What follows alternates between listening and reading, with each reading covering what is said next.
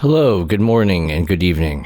This is Kai, aka Aquamaster from the University of Meta Studies, and I'm here giving you a quick tutorial on how I make my tiled patterns. Tileable patterns, repeating graphic design, whatever you want to call them. But here I am making it here, and I'm using Krita. And basically what it is the wraparound mode. And that is under the view menu.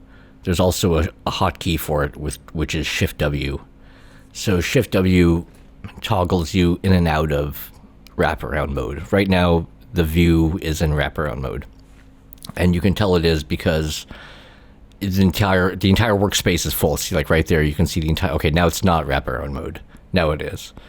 So when the entire workspace is repeating like that, that is wraparound mode. And that enables you to basically do what we're doing here. That's kind of the key function.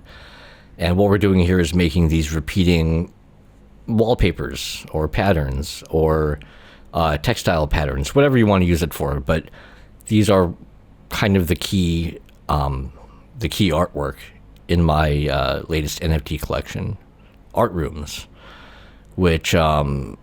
this is also one of the graphics in Art Rooms here that I'm making.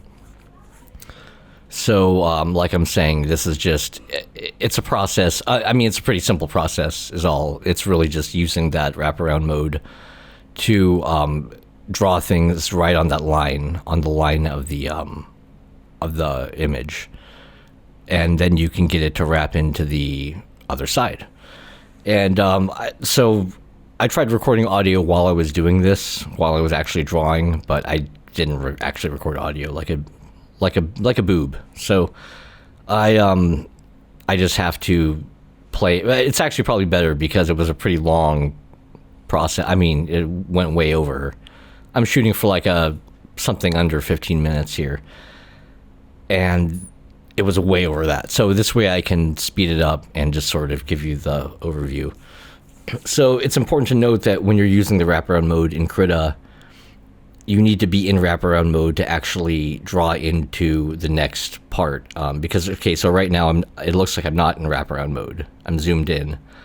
But if you are not in wraparound mode and you draw on the edge of the image, and you know, like let's say you make a stroke and you go off the edge, the stroke isn't going to continue onto the other side because you're not in wraparound mode. So you have to be in wraparound mode to actually draw anything on the edges, basically. Another thing to note is that certain functions don't work in wraparound mode, or they work differently. Like the fill tool, if you're using the flood fill or the paint bucket, that it doesn't go past the edge of the image. You know, so if you have, say, a circle that you're trying to fill right on the edge, and you click on it, half of it will fill. You can click the other half and it will fill just as well, but it doesn't do it in one function. That's not so much of an issue with the fill, but for things like the gradient, it does make it so the gradient doesn't really work. If you're trying to do a gradient across the edge, that's, you know, say half on one side of the edge and half on not. But I do... a little bit later in this artwork, when I'm filling in the color, I have some workarounds for that I'll show you. So right now I'm still working on the line work, and if you noticed earlier, I just did a rough sketch in pink, and the pink is just so I can just see, you know, and I use just whatever, like, you know. The entire image, too, I should note, is 4096 by 4096 pixels at 300 dpi, and at 300 dpi, just over 4,000 pixels gives you like just over 13 inches by 13 inches square. So if you do want to print this out for an actual textile, that's about how big it will be. If you need it bigger, make a bigger image. If you need, you know, if it doesn't matter, then whatever.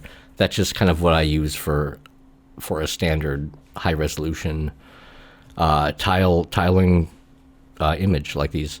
So here I am still doing the outlines, but I'm actually going through and detailing more of the lines. I'm using a smaller line weight. I do my line weights and passes. Usually I'll do the main outline at so at this resolution, it'll maybe be like a 5 pixel even line weight. And then I'll go over and do smaller details with a 2 or 3 pixel weighted brush. And I'll use the stabilizer for certain things, and I'll use the weighted stabilizer for other things. And for erasing, I prefer no stabilizer, so you can just erase accurately and quickly. But for drawing smooth lines, I'll use stabilizer. For what I'm doing now, this little fire flame type thing, I'll set the stabilizer to very, very low, very easy. So it's a very quick stabilizer. Or I'll use the weighted stabilizer instead. But I like a pretty quick flowing brush with, those little detail squiggly lines and stuff. And this is a psychedelic styled artwork anyway, so there's going to be a lot of squiggly lines and small details like this. I should also add that one of the principles of making these tiled images like this is that obviously it's tiled. So you have to consider that your top is your bottom and your sides go into each other, So right here, I'm doing some kind of, I don't even know, underwater pyramid with a sunman. That's not really a sunman. It's some kind of crustacean fish or something. And is it underwater or is it above water? And I did draw a horizon that this pyramid is sitting on, but the horizon goes down, it bleeds down into, I guess, a watery flame type texture, which bleeds down into what would be the sky. So you have to just consider that. It seems obvious, but really if you're making a sort of landscape like this, then just make sure that your sky can be your ground and your ground can be your sky. And it's a lot easier, obviously, if you're doing a psychedelic styled artwork like this. So that's why I do these, actually, in that style. Again, the psychedelic style is, so here I am filling in the color. Okay, so this is what I'm talking about with the workarounds. So you can do a gradient like that across the entire vertically, but see on the edges, you're going to get that little funky area right there. So what I'll do is I'll take a brush, like an airbrush, and just sample the color and color over it with the same color, and then take the blend tool and blend it. So, depending on how well you blend it, you might not see anything, or you might see a little bit of like a blending. But you can get it, so basically you can use a gradient, and you can get it to flow across the edge with a pattern, the wraparound mode, just by basically using creative blending. And I'll do this too. I'll select areas and airbrush over it like this, and then select the negative area and just erase it with a bigger eraser, where you're basically selecting the entire area that you want to erase outside of the lines. And then you just, with that selected, just hit it with a giant 1,000 pixel eraser or whatever, just to quickly erase all of it. So you just have to be able to select different layers. And that's easy to do. Well, actually, what I did is I used different layers to do the line work in different layers. Like I said, I'll use a fatter line for the main lines and then go with a smaller pixel weight for the details.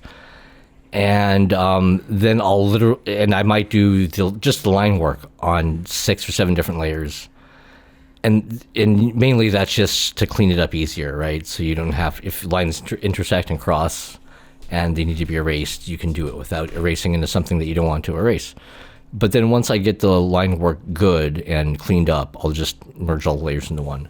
So for something like this, at this point, I'm pretty sure the line work are all, it's all black. I originally did the line work in white so I could see it better. But like I said, once I get it finished and cleaned up, I'll just merge it all into one layer and make it all black.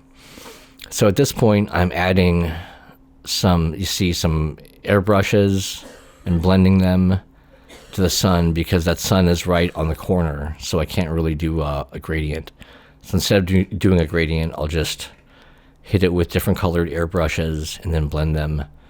And then you can, I guess just use an erase brush to erase the outside where you don't want the blended pseudo gradient to be.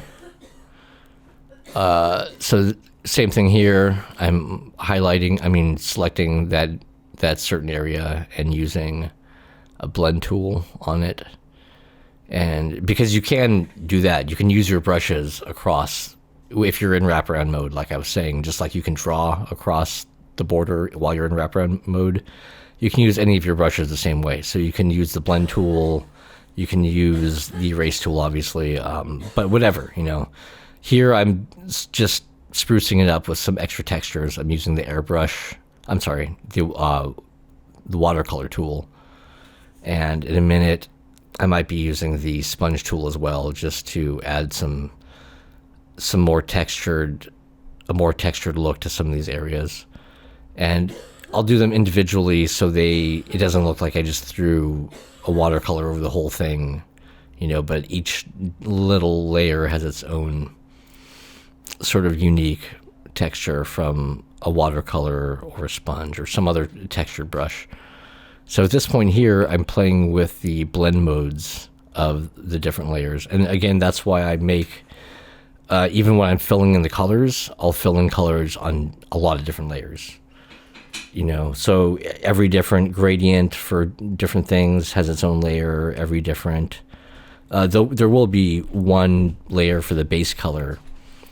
But then when I do basically all that texturing I was talking about with the watercolor tool and whatnot, I'll do that all on different layers. And then that allows me to afterwards go with the blend modes and, change it to hard light or divide or something funky like that. And the reason I do that is I'll always pick up my colors on purpose, but then the blend modes can just show you something that you didn't think of or show you some interesting way of looking at it. So here's the final product, the final finished pattern. And as you can see, the top is the bottom, the sides blend into one another. And you want to take that into consideration when, you're composing the image too. You might want something centered in the middle, but you kind of don't. You kind of want the attention to go towards the edges actually, because in that way, when you tile it like this is a tiled into a bedroom, like a wallpaper type thing. You can see how it just blends. It blends very well. So that was it. Thank you for watching.